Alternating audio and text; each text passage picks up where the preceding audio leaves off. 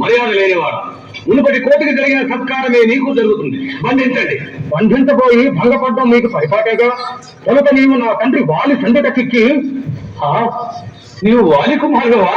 రావోయ్ అంగదారా, నీ తండ్రి నేను మెచ్చిన వీరుడు, నన్ను మించిన వీరుడు. అంత అభిమానవంతుని కడుపును పుట్టి ఈ నీచమానం నీ సేవించటేమిటయ్యా? మాతోకే నిన్ను నిష్కంటకంగా కిష్కిందాపతిని చేస్తా. ఈ మిట్టభేదపు పట్టికలు నా మాట కాదు. అవివేకి, శ్రద్ధగారు, సమరవలేకు, దుఃఖహేడు కఠోరంగా జానకీదేవిని మా స్వామికి సమర్పించి నీ కులం నిలుపుకో. అది కళలో కూడా జరగని మాట. ఈ దశ శిఖర అవిస్ఫులింగా గిజ్జోడు చుట్టుముట్టి చీకాకు పరిచినప్పుడు మీ రాముడు సతమతమై సంచలిస్తూ నన్ను శరణు వేడక మానడు. సర్వశక్తి సంపన్నుడైన నా స్వామికి సంచలనం. ఈ పంటు కాలు పడకలేని మీరు శ్రీరాముని శిఖరం పడుతుందా?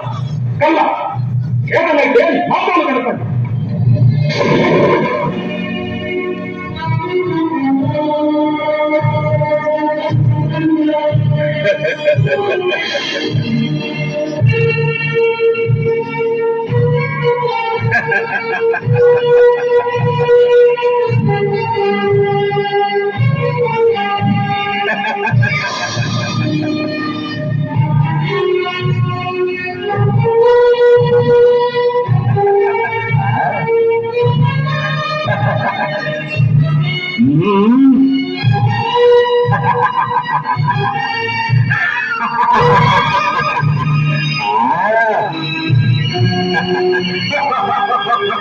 నీ వల్ల ఏమవుతుందిరా? నీ ఏలిక తరం కాదురా. పిల్లతోటి క్రమరగణ పరివేషితుందైన పరమేశ్వరితో సహా ఆ కైలాసగిరిని అవలీల ప్రకటించిన అసదృశ హస్తాలు రాయివి. నా కాళ్ళు కాదు, నా స్వామి కాళ్ళు పట్టుకు. అవి శ్రీమన్నారాయణ చరణ పద్మం. ఏ పాద పద్మము ఏ దేడు లోకాలు కన్నట్టి బ్రహ్మయే కడిగినాడు. ఏ పాద పద్మము పాపాల హరించు పుణ్యభీరతి పుట్టి.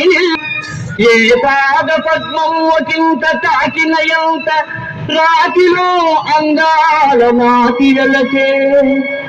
ఏ పాద పద్మము నీక్షించి తరింప పరమహంసలు తపో నిరతులైరి.